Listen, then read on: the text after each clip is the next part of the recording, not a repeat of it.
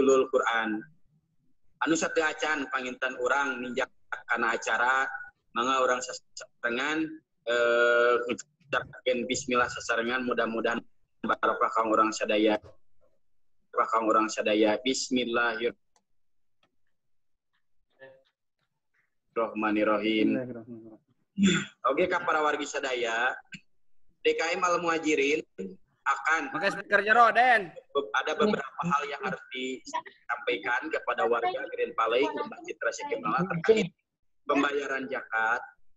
Insya Allah dina dinten enjing disebarkan lewat media perkawis pembayaran zakat anu mana pembayaran zakat dugi ka hari 27 Ramadan.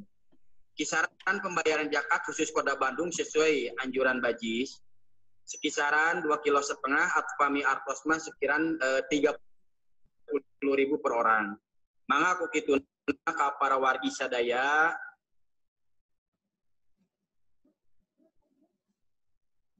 langsung ke Masjid Al Muhajirin mengikuti protokol yang sudah disediakan. Yang pertama wajib pakai masker. Yang kedua istilahnya cuci tangan sebelum melaksanakan hijab qabul zakat fitrah. Terus DKM Al Muhajirin anu salajengna panginten insyaallah kajian nujulur Quran bage disangakeun ku pangarsana Bapak Ustadz Asep Ridwan Natoya kanggo sekaligus penutup dina acara ieu. Mudah-mudahan wilujeng ngadangkeun dan menyimak supados urang siraman rohani tetap kita berjalan semangat. Waktu sinarang tempat mangga panginten pangarsa di haturanan. Hatur nuhun Pak Ustaz Deden, hatur nuhun. Bismillahirrahmanirrahim.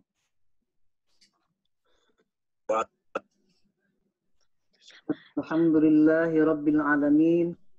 Alhamdulillahilladzi anzala al-Qur'ana fi syahril mubarakah. Asyhadu an la ilaha illallah wahdahu la syarika lah wa asyhadu anna Muhammadan abduhu wa rasuluhu la nabiyya ba'dah. Amma ba'du. Qala Allah ta'ala fil Qur'anil Karim. A'udzu billahi minasy syaithanir rajim. Bismillahirrahmanirrahim. Inna anzalnahu fi lailatul qadr.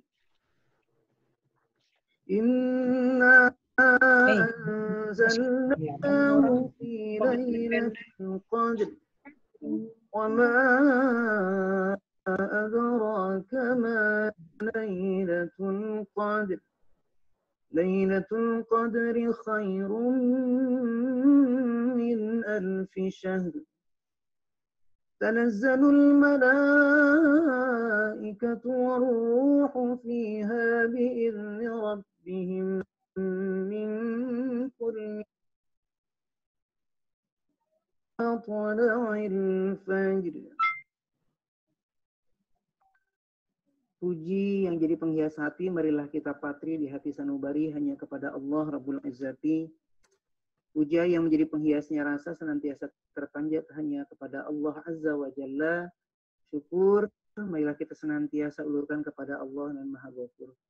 Salawat beserta salam semoga terlimpah curah kepada junjungan kita Habibana wa Nabiyana Rasulullah Muhammad sallallahu alaihi wa alihi wasallam, kepada para keluarganya, para sahabatnya, para tabi'itnya, sampai kepada kita sekalian. Amin ya Allah ya Rabbal Alamin.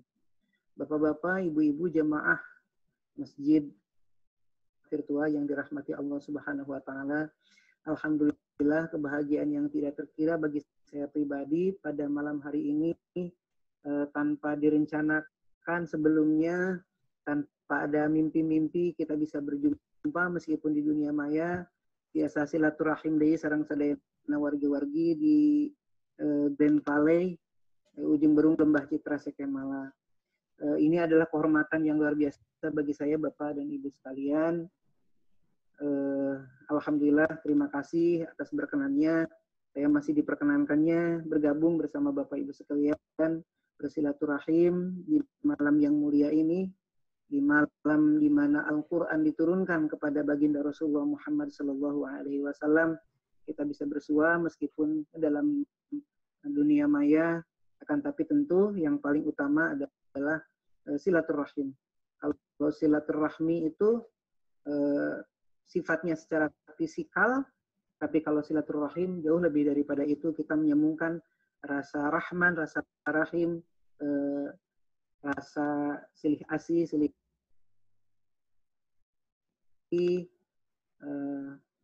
pengurus Yayasan Wakaf Al-Muhajirin, Bapak Ketua Yayasan, Pak Tirta, dan seluruh jajaran. Ada Pak Zelfa yang saya hormati, Ketua Paguyuban periode ketiga berarti ya. Kemudian Pak Rian yang hari ini juga sedang menjabat dan seluruh jajarannya. Kemudian juga para tokoh masyarakat di Grand Valley, para sesepuh, Pak Yus, barangkali yang mungkin ikut hadir, Pak Aris. Kemudian juga tak lupa yang saya muliakan, segenap pengurus DKM Al-Muhajirin, pengersana Ustadz Deden, kemudian Pak Ade, Pak Ustadz Anggit, Pak Ustadz Adi, Serang Sadayana, Anu kusimkuring dipihormat, hatur nuhun, masih keneh kersangan kuring tiasa sami-sami urang kempel di dalam rangka kita sama-sama thalabul ilmi. Tak lupa salawat beserta salam semoga terlimpah curah bagi kita sekalian, bagi Rasulullah SAW, juga keluarga, sampai kepada kita sekalian selaku umatnya.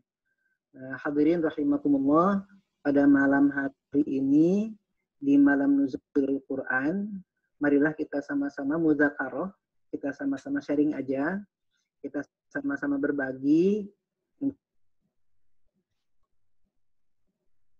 Ibu mungkin nanti boleh memberikan komentar di kolom komentar, dan apabila ada pertanyaan saya persilahkan, nanti kita akan sama-sama bahas di sesi setelah penyampaian materi. Hadirin rahimakumullah, sebagaimana kita ketahui bahwa malam ini adalah malam 17 di bulan Ramadan, yang seluruh umat Islam di seluruh dunia memperingatinya sebagai malam nuzulul Quran, atau malam diturunkannya Al-Quran Al-Karim oleh Allah Subhanahu wa taala kepada baginda Rasulullah Muhammad sallallahu alaihi wasallam.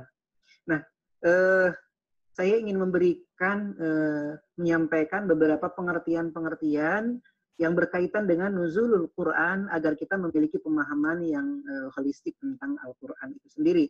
Yang pertama, pertanyaannya adalah ma huwal Quran? Apa Al-Quran itu? Kebetulan yang hari ini akan saya sampaikan adalah materinya, referensinya dari kitab Mabahith fi Ulumil Quran karya Mana'ul Qattan. Dalam kitab tersebut disebutkan bahwa yang dimaksud dengan Al-Quran adalah kalamullah badu bitilawati. Kita semua yakin, kita semua faham bahwa Al-Quran adalah kitab suci umat Islam. Mengimani Al-Quran adalah bagian daripada rukun iman. Nah, akan tapi terkadang kita masih belum paham, belum tahu apa itu definisi Al-Quran atau ta'rif Al-Quran. Maka ulama ahli ulumul Quran menafsirkan atau mendefinisikan, mohon maaf, Al-Quran huwa kalamullah al-munazzalu ala Muhammadin al-muta'abbadu bitilawati. Dalam teks lain, dalam kitab yang disebutkan kalamullah al-munazzalu ala Sayyidina Muhammadin al-muta'abbadu bitilawatihi biwasitati ruhil amin. Artinya kurang lebih seperti ini. Pertama, yang dimaksud dengan Al-Quran adalah kalamullah. Kalam Allah. Maka setiap segala sesuatu yang bukan bersumber dari kalamullah, maka itu bukan Al-Quran. Itu ya. Orang yang kemudian memasukkan Al-Quran, kemudian menyatakan diri dia mendapatkan wahyu dan lain sebagainya. Ya. Kemudian sampai bahkan hari ini pun ada yang menyatakan diri sebagai nabi dan mendapatkan wahyu. Nah, maka hanya kalam Allah lah, hanya kalam yang bersumber dari Allah lah yang dimaksud dengan Al-Quran. Selain itu bukan Al-Quran. Yang kedua, al-munazzalu Sayyidina Muhammadin, kepada baginda Rasulullah Muhammad bin Abdullah sallallahu alaihi wasallam. Jadi kalau ada setelahnya yang menyatakan bahwa dia mendapatkan wahyu Al-Qur'an atau bukan kepada Nabi Muhammad, maka itu sesungguhnya bukan Al-Qur'an.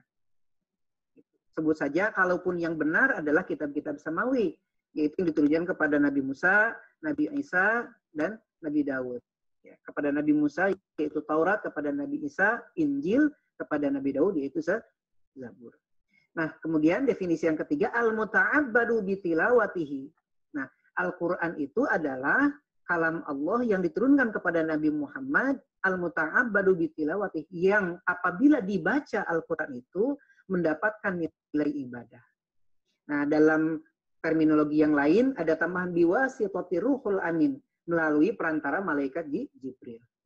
Nah, kita coba garis bawahi al-muta'abbadu bitilawati. Hadirin rahimakumullah, yang membedakan Al-Quran dengan yang lainnya diantaranya keutamaan Al-Quran ketika dia dibaca itu memiliki makna itu.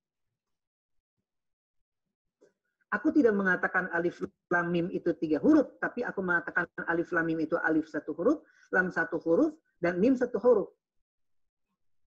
Barang siapa yang membaca Al-Quran 1 huruf, maka baginya 10 kebaikan. Subhanallah.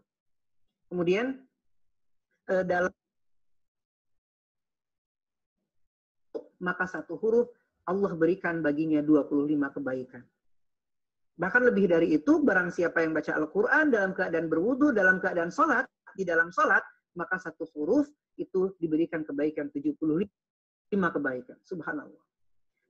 Apalagi di bulan Al-Quran yang Allah berfirman, atau Rasulullah SAW berkata, yudha'ifu liman yasha, dalam bulan Ramadan itu pahala akan Allah lipatkan, yudha'ifu liman yasha, bagaimana kehendak Allah. Bukan lagi puluhan, mungkin ratusan, ribuan, semua sekehendak Allah. Subhanallah. Ya. Nah, maka pantaslah kalau Al-Quran Ramadan itu dikatakan sebagai Syahrul Quran. Ya, karena bulan satu diturunkannya Al-Quran, bulan di mana kita membaca Al-Quran, tadarus berulang-ulang, dan pahala membaca Al-Quran akan dilipat gandakan dengan balasan yang tiada terbilang. Subhanallah. Itu yang pertama, hadirin rahimakumullah. Jadi Al-Quran adalah kalam Allah yang diturunkan kepada Nabi Muhammad yang menjadi ibadah sofuhu. Jadi Al-Quran itu ternyata memiliki nama-nama yang berbeda di dalam Al-Qurannya itu sendiri. Al-Quran itu Bapak Ibu sekalian terdiri dari 6.666 ayat. Kemudian 30 juz, ya, 114 surat, dan 1 juta.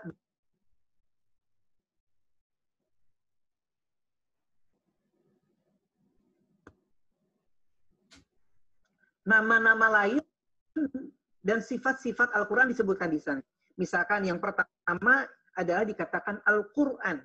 Ya, Al-Quran. Sebagaimana dalam surat Al-Isra,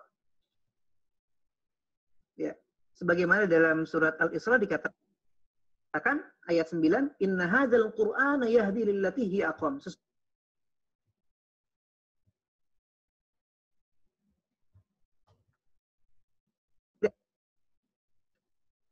Surah Al-Anbiya ayat 10, laqad anzalna ilaika kitaban fihi dzikrukum. Sesungguhnya telah kami turunkan kepadamu kitab yang di dalamnya terdapat peringatan-peringatan bagi kalian. Kemudian juga Al-Quran disebut sebagai Al-Furqan atau pembeda. Ya. Hal tersebut diantaranya tersebut dalam surat Al-Furqan ayat pertama. Tabarakalladzi nazzalal furqana ala 'abdihi sebagai az-zikr, ya, pengingat. Sebagaimana Allah berfirman dalam surat Al-Hijr ayat 9, inna nahnu nazzalna dzikra wa inna lahu lahafidun. Kata Allah, sesungguhnya kami yang menurunkan az-zikr atau Quran itu, dan kami yang akan menjaganya. Maka satu-satunya kitab samawi yang dari sejak diturunkan, ya, sejak diturunkan oleh Allah Subhanahu wa taala kepada Rasulullah Muhammad SAW, SAW sampai hari ini masih terjaga otentitas dan originalitasnya hanyalah Al-Quran. Kenapa? Karena sudah dijamin dalam surat Al-Hijr ayat 9, Inna nahnu nazzalna dzikra, kata Allah, wa inna lahu lahafidun. Kami yang menurunkan Al-Quran dan kami pula yang akan menjaganya. Makanya Bapak Ibu sekalian, kalau kita melihat seperti di media sosial, di media-media lainnya, banyak orang yang hari ini berupaya untuk merubah isi Al-Quran. Tapi subhanallah, satu huruf pun ada orang yang merubah isi Al-Quran, itu bisa ketahuan. Salah satunya apa? Banyaknya dewan lajnah pentashih Al-Quran. Jadi di setiap percetakan itu ada dewan yang mentashih keaslian Al-Quran.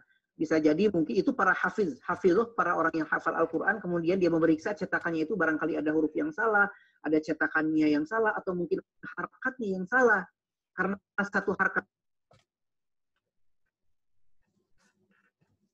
di Kementerian Agama ada dewan yang khusus memang untuk mentashih Al-Quran. Ya. Mensahkan bahwa ini Al-Quran sudah otentik, sudah benar, tidak ada perubahan.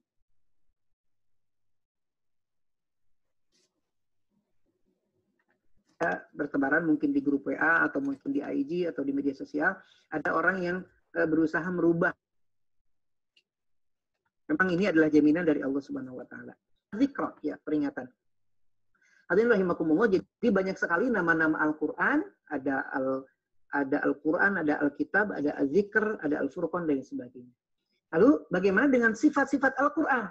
Nah, maka nama-nama Al-Qur'an juga dalam Al-Qur'an itu sendiri banyak sekali berdasarkan sifat-sifatnya.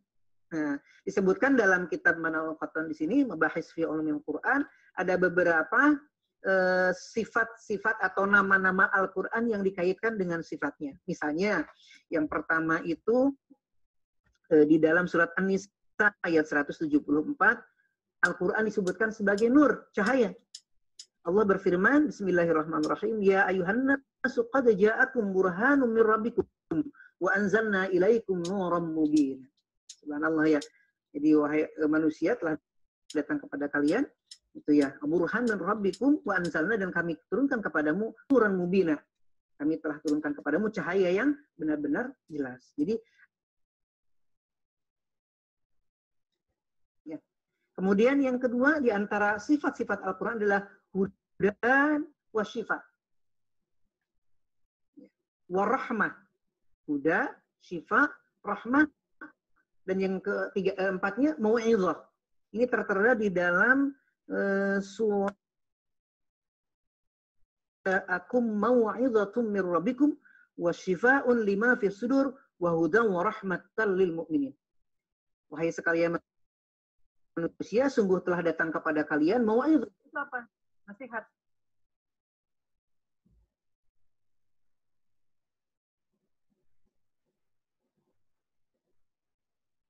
Kalian. Yang satu nasihat yang dalam bahasa kita itu mungkin lebih disebut berkata-kata atau begitu ya. Satu lagi ada nasihat yang diam. Ya, tapi kalau Al-Qur'an kan tidak pantas disebut berkata-kata lah seperti itu. Kata Rasulullah ada dua nasihat, yang satu adalah nasihat yang berkata-kata, yang satu lagi nasihat yang diam. Mana nasihat yang berkata-kata? Ada Al-Quran. Karena Al-Quran itu isinya adalah nasihat bagi kita. Yang kedua ada nasihat yang diam. Enggak pernah berbicara, tapi itu nasihat bagi kita. Apa? Yaitu al-maut. Ya, karena zikrul maut, mengingat kematian itu adalah nasihat bagi kita sekalian. Maka salah satu sifat Al-Quran dikatakan sebagai mau'izah. Yang kedua, syifa. Ya, sebagai syifa. Terutama wasyifa'un lima fi sudur. Obat bagi hati. Gitu ya. Makanya kalau kita sering mendengarkan lantunan syair lagu opik itu, ombo ati iku limo perkarana, iku limo perkara akan menjadi obat bagi hati. Kemudian dalam surat Al-Isra dikatakan wa nunazzilu minal qur'ani ma huwa syifaa'un wa rahmatun.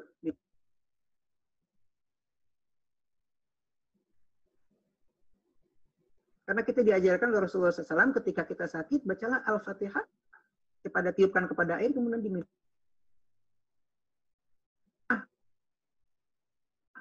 Al-Quran itu jadi rahmat bagi kita sekalian. Ya. Kemudian yang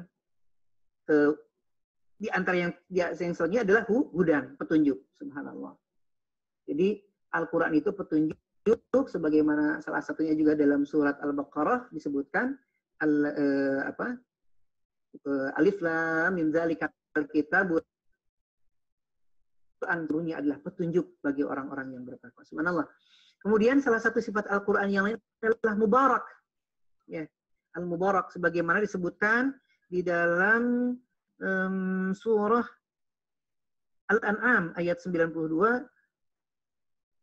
Ya. Hadza kitabun anzalnahu mubarakun musaddiqul ladzi bayna yadayhi. Banyak sekali sifat-sifat Al-Quran. Kemudian Al-Mubin, penjelas. Ya, kemudian Al-Aziz, ya, yang mulia. Al-Majid sama Al-Mulia. Kemudian Basyiran wa Nadhiran. Salah satu sifat Al-Quran itu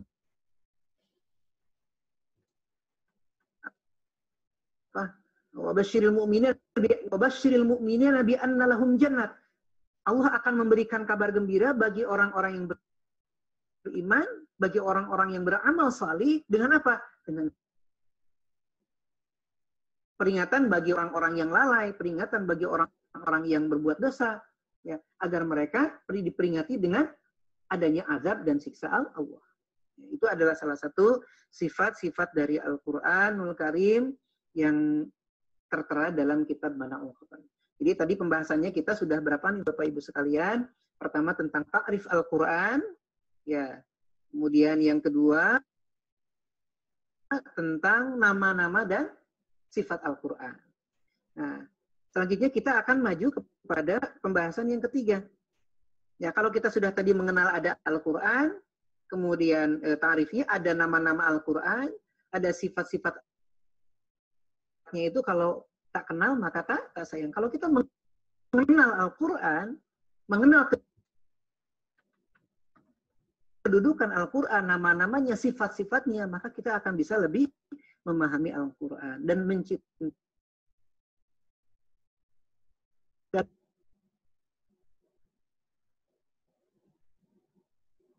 mendengar. Pertama ada Al-Quran, yang kedua ada hadis qudsi, yang ketiga ada hadis nabawi. Ini semuanya berbeda Bapak Ibu sekalian. Nah, maka ingin saya sampaikan kalau tadi Quran definisinya sudah jelas. Nah, kemudian yang sekarang apa sih Pak Asep yang disebut dengan hadis? Hadis itu ada dua, ada hadisun nabawi, ada hadis al-qudsi. Yang pertama kita bahas dulu hadisun nabawi atau hadis Nabi. Nah, ulama ahli hadis memberikan istilah yang juga dinukil oleh Mana'ul Quran dalam kitab Mabahith fi Ulumul Quran, min qaulin au fi'lin au taqririn au sifatin. Jadi yang dimaksud dengan hadis Nabi itu apa? Segala sesuatu yang disandarkan kepada Nabi Muhammad sallallahu alaihi wasallam. Dari apa saja? Pertama, min qaulin, dari ucapan beliau. Jadi kalau ucapannya itu disebutkan dari perkataan Rasul. Yang kedua, au fi'lin, perbuatan Rasul. Ya, maka ada hadis yang bunyi itu karena Rasulullah sallallahu alaihi wasallam, Rasulullah ada pada saat tertentu beliau begini. Yang ketiga, au takririn. Takririn itu apa? Membiarkannya Rasulullah terhadap perbuatan sahabat. Yang keempat, au sifatin atau sifat Rasulullah. Kepada perkataan Nabi. Contohnya, pada satu saat Rasulullah Shallallahu Alaihi Wasallam berkata kepada para sahabatnya, Innamal a'malu binniyat, wa innamal likulli imri'in ma nawa ila akhiril hadis. Rasulullah bersabda kepada sahabatnya, sesungguhnya amal itu tergantung kepada niatnya. Ya. Nah, dan setiap niat itu tergantung bagaimana dengan tujuannya. Ini Rasulullah berkata langsung kepada sahabat, menyampaikan sesuatu hal, satu dan seterusnya. Yang disandarkan kepada Rasul, yang hadis itu adalah perbuatan Rasul. Ya. Seperti apa? ada hadis Nabi mengatakan sallu kama ra'aitumuni usalli. Salatlah kalian seperti salatku. Maka gerakan Rasulullah salat, ya, perbuatan Rasulullah salat, kaifiyah Rasulullah salat itu adalah hadis Nabi yang sifatnya adalah disandarkan kepada perbuatan Rasulullah. Nah, yang ketiga ada takrir. Apa takrir itu? Takrir itu membiarkannya Rasulullah kepada perbuatan sahabat, perilaku sahabat. Ketika Nabi, seperti halnya ada salah satu sahabat yang memakan daging biawak, kemudian Rasulullah tidak melarangnya dan Rasul tidak melakukannya, tapi Rasul tidak melarang, maka itu disebut dengan takrir. Yang terakhir adalah sifat Rasulullah. Maka ketika Rasulullah memiliki sifat pemurah, Rasulullah memiliki secara rohani sebagai seorang yang pemaaf, akhlaknya sedemikian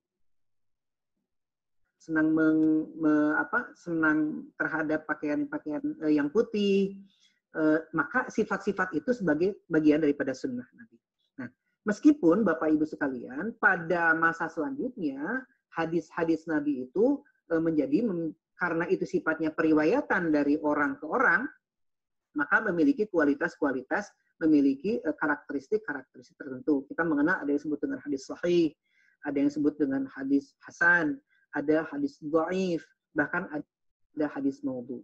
Jadi kalau hadis itu periwayatannya diriwayatkan oleh orang yang banyak, ya kasratut turuq, jadi riwayatnya banyak, kemudian para perawinya ini adalah orang-orang yang punya legitimasi dan tidak diragukan legitimasinya, kesahihannya, kesalehannya, gitu.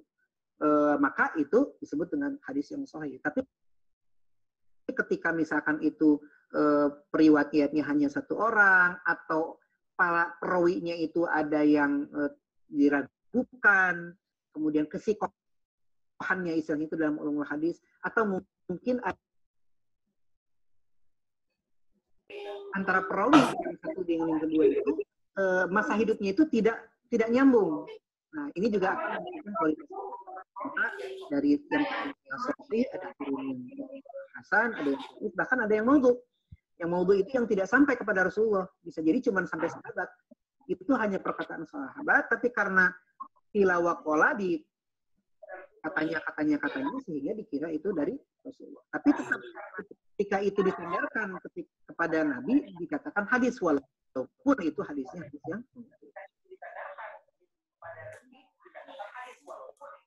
apa yang dimaksud dengan hadis kursi? Hadis kursi itu dalam ulumul Quran disebutkan wa ma yudhifu an-nabi sallallahu alaihi wasallam ila Allah taala. Ay anna Nabi sallallahu alaihi wasallam yarwihi ala annahu min kalamillah. Far-rasulu rawa li kalamillah bilafdin min indihi. Nah, maksudnya bagaimana? Kalau hadis kursi itu adalah sesuatu yang disandarkan oleh Nabi Muhammad kepada Allah Subhanahu wa taala. Atas apa yang disampaikan oleh Allah, atas kalam Allah. Nah, lalu apa bedanya dengan Al-Quran? Kan gitu ya. Nah, kalau hadis kursi itu, kalamnya, maknanya dari Allah, tapi lafaznya, teksnya itu diserahkan kepada Rasulullah. Seperti itu. Nanti saya akan bahas sedikit apa perbedaan Al-Quran dengan hadis kursi dengan hadis Nabi.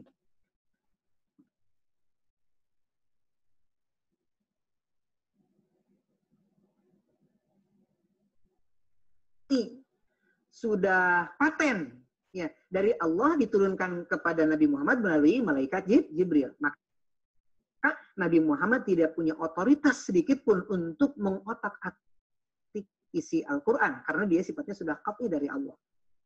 Tapi dari Allah, maknanya dari Allah, tapi lafadznya, teksnya dari Rasulullah. Nah, maka salah satu ciri daripada hadis Nabi itu, hadis kursi itu adalah Rasulullah mengatakan qala Allahu ta'ala,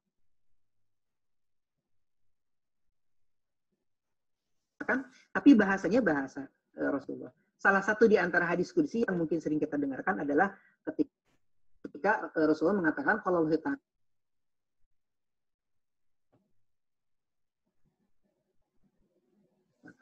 Nah, itu adalah bagian daripada hadis qudsi atau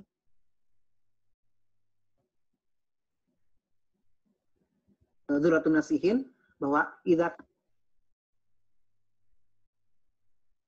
man dzalladzi yuhyina fanuhyi, barang siapa yang memuliakan, menghidupkan malamnya, maka aku akan hidupkan, berikan kehidupan yang lebih baik dari kehidupannya. Wa man dzalladzi yutallibuni fatatlubuh, barang siapa yang meminta kepadaku, kemudian aku akan berikan. Kan barang siapa, itu contoh daripada hadis qudsi. Nah, kemudian jadi bedanya hadis qudsi dengan Al-Quran, kalau Al-Quran teks dan maknanya sudah dari Allah, sudah satu paket, paten. Kalau hadis qudsi itu maknanya dari Allah, redaksinya dari Rasulullah. Nah, lalu apa bedanya sih hadis qudsi dengan hadis nabawi? Kan ada dalam surat An-Najm, ya, wan najmi idza hawa ma dhalla sahibukum wa ma ghawa wa ma yantiqu 'anil hawa in huwa illa wahyu yuha, ayat 3 ya. Wahyu yuha, yang disampaikan Rasul itu pada hakikatnya wahyu dari Allah. Nah, kalau misalkan apa yang dikatakan Rasul itu adalah wahyu dari Allah, berarti hadis Nabi juga kalau gitu dari Allah dong. Apa bedanya dengan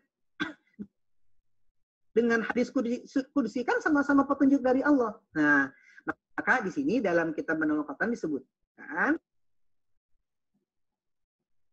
dari Allah redaksinya versi Nabi Muhammad, sedangkan hadis Nabi itu adalah salah satunya di antara ijtihad Rasulullah dan bayan Rasulullah terhadap tafsiran Al-Quran atau terhadap hukum-hukum yang ada yang ditanya oleh sahabat, yang makna dan redaksinya semuanya dari Rasulullah, akan tapi itu adalah atas petunjuk dari Allah Subhanahu wa Ta'ala. Karena Rasulullah itu maksum, tidak pernah berbuat salah, ya, dan tidak akan berbuat salah karena selalu diberikan hidayah, ditunjuki oleh Allah Subhanahu. Itu mungkin salah satu perbedaannya. Hadirin rahimakumullah, yang selanjutnya kita sudah masuk nih ke bab nuzulul Qur'annya. Ya. Nah, kalau berbicara tentang nuzulul Quran, maka ini juga ada kaitannya dengan asbabun nuzul. Sama-sama nuzul, Bapak Ibu sekalian. Kalau nuzulul Quran itu adalah proses turunnya Al-Quran,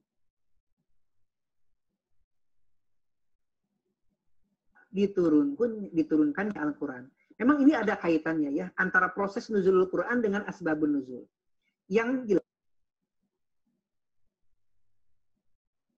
atau sebab ayat Al-Quran atau wahyu Allah itu turun kepada Muhammad. Akan tapi yang perlu kita pahami bersama, Bapak Ibu sekalian, bahwa tidak setiap ayat yang turun itu harus ada asbabnya, gitu ya. Jadi tidak mesti, tapi ada beberapa ayat yang sebelum diturunkannya itu adalah ada sebabnya dulu. Asbabun nuzul itu adalah sebab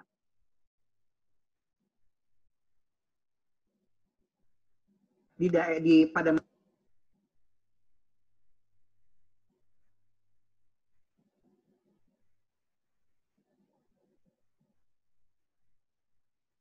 kami mengetahui asbabun nuzul dalam suatu ayat.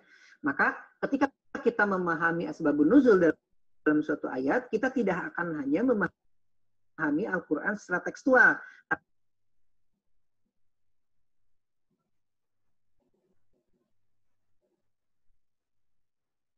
Al-Quran itu dari masa yang dulu dengan masa yang sekarang.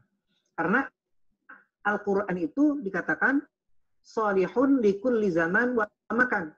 Satu-satunya kitab samawi, kitab Allah Subhanahu wa Ta'ala yang sempurna, yang bisa berlaku ya dan tetap relevan dimanapun dan kapanpun hingga akhir zaman adalah Al-Quran. Saya ingin menukil salah satu pernyataan Profesor Dr. Quraisy. Ilmu dari ayat tersebut. Besok hari aku membaca ayat yang sama, mempelajari ayat yang sama, aku mendapatkan ilmu baru dari ayat itu. Itu subhanallah memang salah satu kemu'jizatan Al-Quran. Nah, itu adalah asbabun nuzul. Sekarang kepada prosesnya. Nah, ya. Kenapa ada asbabun nuzul? Karena memang berkaitan juga dengan proses turunnya. Berkaitan dengan nuzul Al-Quran ini, Allah Subhanahu wa taala berfirman yang pertama dalam surat Al-Baqarah, Syahrul Ramadan berfirman di bulan Ramadan adalah di mana di pada bulan tersebut Allah menurunkan Al-Quran. Sebagai petunjuk, Al-Qadar dikatakan inna anzalnahu fi lailatul qadr. Ya. Inna anzalnahu fi lailatul qadr. Allah berfirman dalam ayat yang lain itu, inna anzalnahu fi lailatin mubarakatin. Sesungguhnya kami menurunkan Al-Quran pada malam yang mubarak. Nah, maka para ulama mengatakan la ta'arudha baina hadhil ayati salas. Tidak ada perbedaan dalam ketiga ayat ini. Artinya bahwa Al-Quran itu diturunkan pada bulan Ramadan, pada malam Lailatul Qadar, yang disebut juga sebagai malam penuh dengan keberkahan. Nah, maka berkaitan dengan proses turunnya Al-Quran ini, ada beberapa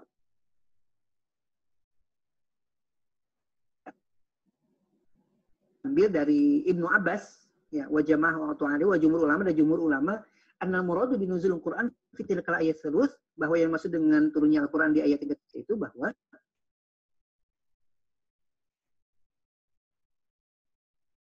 ta'ziman li syahnihi 'indal malaikah. Jadi Al-Quran itu menurut Ibnu Abbas, ya, dan ini juga menurut Ibnu Abbas, bahwa Al-Quran itu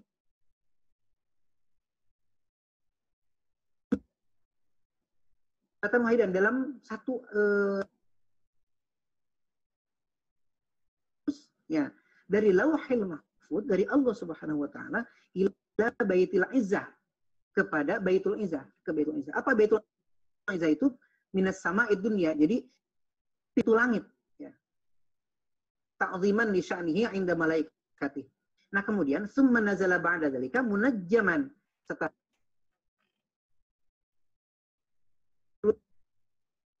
siwa 20 sanatan, selama kurang lebih 23 tahun. Jadi pendapat yang pertama mengatakan bahwa Al-Quran diturunkan secara penuh langsung dari Lauhul Mahfuz ke Baitul Izzah. Qadarnya itu adalah berada pada di bulan Ramadan. Tahunnya tahun kapan? Nah, memang ini ulama berbeda pendapat berkaitan Quran yang turun 30 juz jumlatan wahidatan itu, apakah yang dimaksud dengan malam Lailatul Qadar di bulan Ramadan itu adalah pada saat Rasulullah berada di gua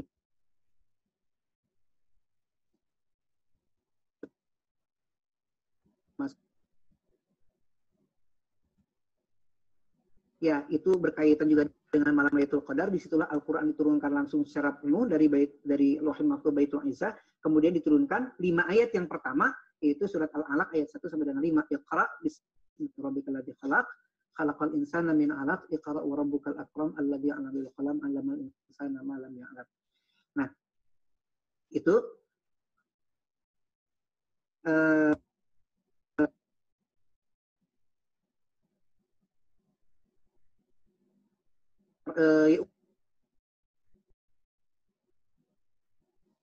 Qadarnya itu adalah ya Ramadan yang 17 Ramadan itu gitu.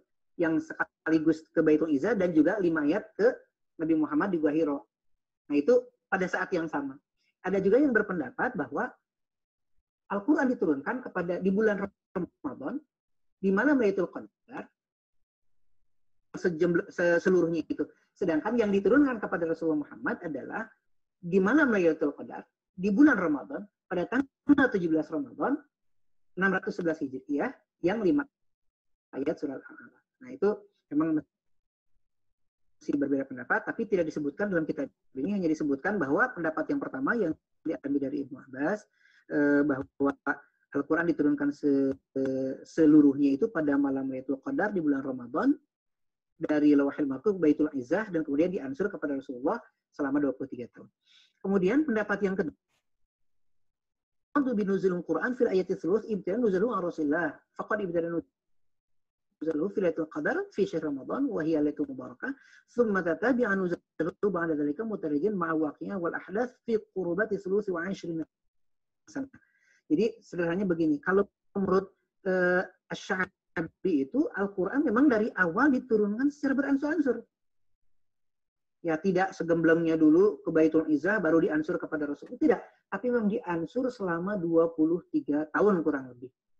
Nah, yang pertamanya turun itu adalah pada malam Lailatul Qadar, pada malam bulan Ramadan, pada tanggal 17.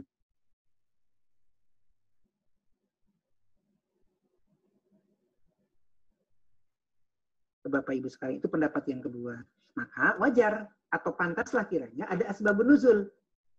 Ya, karena Al-Quran itu diturunkan secara beransur-ansur. Ya, salah satunya adalah ketika nanti saya sampaikan hikmah Quran itu diturunkan secara beransur-ansur, sehingga ketika ada persoalan kemudian Quran diturunkan. Sehingga Al-Quran itu turun disesuaikan dengan kondisi dan problematika masyarakat pada saat itu. Nah, kemudian pendapat yang kedua. Pendapat yang ketiga, ada yang berpendapat bahwa yara annal Qur'ana unzila ila sama'i dunya fi thuluthi wa 20 lailatul qadar.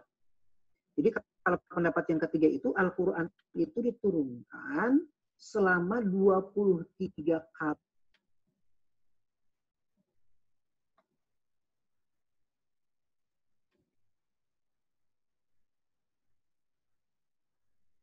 Nanti turun lagi di malam Lailatul Qadar bulan Ramadan berikutnya 1 tahunan. Nah, diturunkan sampai 23 tahun. Nah, tapi pendapat ini memang tidak begitu masyhur dan tidak digunakan oleh para ulama. Kemudian Bapak Ibu sekalian, nah sesungguhnya apa sih hikmah Al-Quran itu diturunkan secara beransur-ansur? Ya,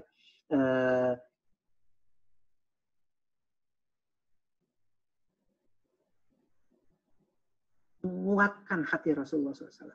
Bagaimana tidak ketika ada problematika, ya, kemudian ketika ada masalah di dalam kondisi masyarakat, Allah memberikan wahyu kepada Rasulullah sebagai solusi.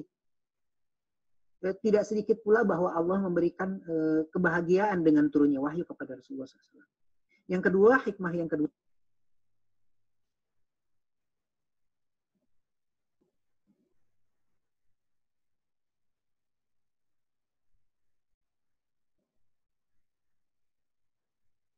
Al-Quran. Ya. Itulah kenapa Al-Quran itu diturunkan secara beransur-ansur, salah satu hikmahnya sebagai jawaban atas problematika masyarakat. Jadi Al-Quran itu hadir tidak hampa terhadap konteks dan kondisi sosial maupun kondisi-kondisi masyarakat.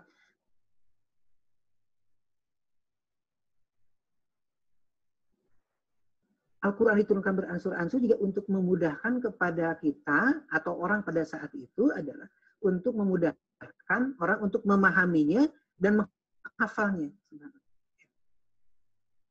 Yang keempat adalah muyassaratul hawadits wa tadrij fi tasyri'. Nah, yang selanjutnya juga salah satu hikmah daripada diturunkannya Al-Quran beransur-ansur adalah sebagai upaya pembinaan penerapan hukum atau pembangunan hukum kepada masyarakat.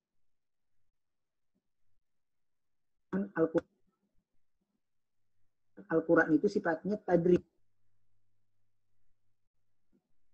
Dalam kaitnya dengan khamar misalkan. Ayat yang pertama adalah yas'alunaka 'anil khamr qul fihi ma itsmun kabirun wa manafi'u lin-nas. Jadi Rasulullah memberikan pendidikan, pembimbingan kepada umat itu tidak langsung saklek ya. Tapi ada proses. Yang pertama kita katakan lakukan ketika yas'alunaka 'anil khamr misalkan.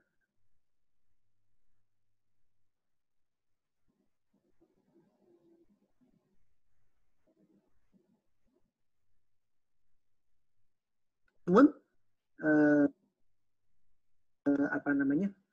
dosa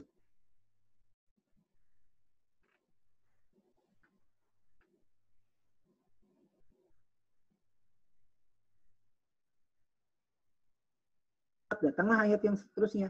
Ya ayyuhalladzina amanu la taqrabus salata wa antum sukara. Wahai orang yang beriman, janganlah kamu salat dalam keadaan mabuk. Jadi kalau lagi di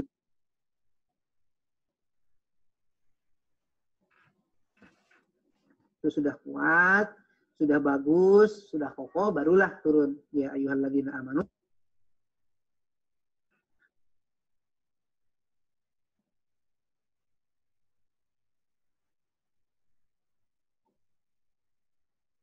Dan pengukuhan hukum syar'i. Dan yang kemudian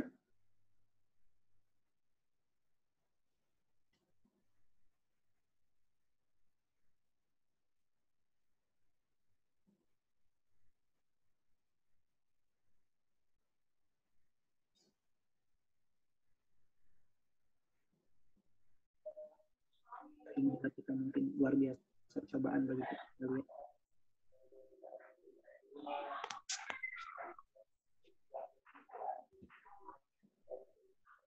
Bulan yang penuh barokah di dalam suasana penuh dengan ujian ini, kecuali kita kembali kepada Al-Quran.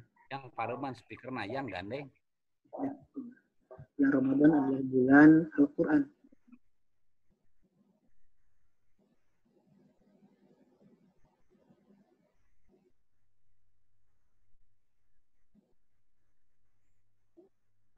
Kalau orang yang cinta terhadap Al-Quran, dia akan menjadi hum ahlullah. Dia akan menjadi ahlinya. Ya. Ada salah satu hadis Nabi yang mengatakan bahwa surga itu merindukan kepada 3 golongan. Ada yang 4 golongan, ada yang 3 golongan. Yang 3 golongan yaitu yang pertama adalah hamil Quran. Ya. Ada 4 golongan. Yang pertama hamil Quran, hafidhil lisan, mut'imal ji'an, wasa'im Ramadan.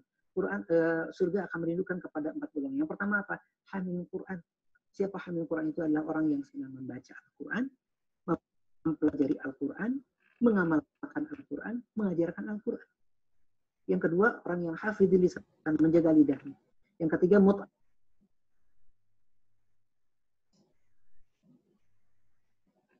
sesungguhnya bulan Ramadan itu 4-4-nya ada.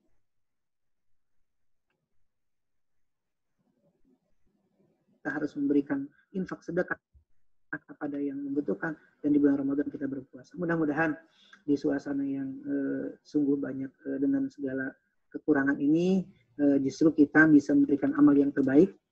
Jadikan ambil hikmahnya, bisa kita lebih banyak beribadah, banyak bertaubat, banyak berintrospeksi diri, agar Allah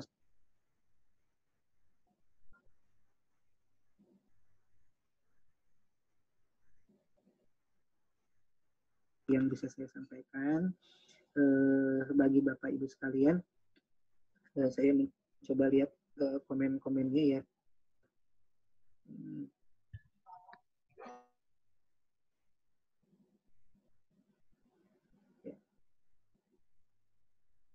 Sepertinya tidak ada yang bertanya ya.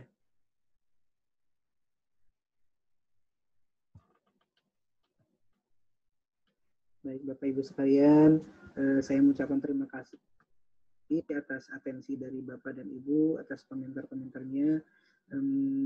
Saya tidak bisa menjawabnya karena harus ngetik di HP kan ya Bapak Ibu sekalian. Apabila ada yang benar dari apa yang saya sampaikan, itu semata-mata hidayah dan taufik dari Allah Subhanahu wa Ta'ala bagi Bapak Ibu sekalian. Kalau ada yang salah, saya mohon maaf yang sebesar-besarnya. Itu semata-mata dari kebodohan dan keafan saya pribadi. Kepada Allah saya mohon ampun, kepada Bapak dan Ibu sekalian saya mohon maaf yang seluas-luasnya. Dan apabila ada yang salah, mohon nanti dikoreksi, silakan disampaikan, karena ini disampaikan melalui media sosial, tentu siapapun bisa melihat. Karena kalau ada yang saya salah, mohon dikoreksi ya, dan insya Allah saya siap menerima koreksinya. Bapak Ibu sekalian, sekali lagi saya mohon maaf, itu sehingga dapat saya sampaikan. Terima kasih, sekali lagi terima kasih atas berkenannya Bapak Ibu sekalian bergabung dengan saya. Salam silaturahmi dari saya dan keluarga. Salam permohonan maaf saya dan keluarga. Menjelang Ramadan, kami sekeluarga tidak bisa mudik. Oleh karena itu dari jauh kami menyampaikan permohonan mohon maaf lahir dan batin dari segala khilaf, dari segala kesalahan kami dan keluarga. Seiring doa, mudah-mudahan segala amal ibadah kita di bulan Ramadan ini diterima oleh Allah Subhanahu wa taala, segala dosa-dosa dan kejahatan kita semua diampuni Allah Subhanahu wa taala. Bila kita sama-sama berdoa kepada Allah, mudah-mudahan menjadi wasilah Allah memberikan hidayah kepada kita, memberikan ampunan kepada kita sekalian. Allahumma shalli wa sallim ala sayyidina Muhammadin fil awwalin wal akhirin. Amin ya Allah ya rabbal alamin. Alhamdulillah fi ni'amahu wa yukafi mazidah. Ya Rabbana lakal hamdu kama yanbaghi li jalali wajhika karim wa li'azimi sultanik. Allahumma ighfir lana dhunubana wa liwalidina warhamhum kama rabbawna shighara. Allahumma arhamna bil Qur'an waj'alhu lana imaman wa nuran wa hudan wa rahmah. Allahumma zakkirna minhu ma nasina wa 'allimna ma waj'alhu hujjatan lana ya rabbal alamin. Allahumma adfa' 'anna al-bala'i wal bala'i wal waba'i wal fahsya'i wal munkar wasyada'id wal fitana wal mihan min baridina hada khassah min al-muslimina amma innaka 'ala kulli syai'in qadir. Allahumma rabbana atina fid dunya hasanah wa fil akhirati hasanah wa qina adzaban nar. Subhana rabbika rabbil izzati amma yasifun wa salamun 'alal mursalin walhamdulillahi rabbil alamin. Terima kasih Bapak Ibu sekalian. Salam buat warga-warga semua, pengurus BKM, terima kasih. Pak Zelpa, Kacang Sepuhnya Pak Aris, yang inilah para sesepuh, yang disepuhkan, bapak-bapak, para tokoh, ya Pak Z, Pak Dani, Pak Tirta, terima kasih.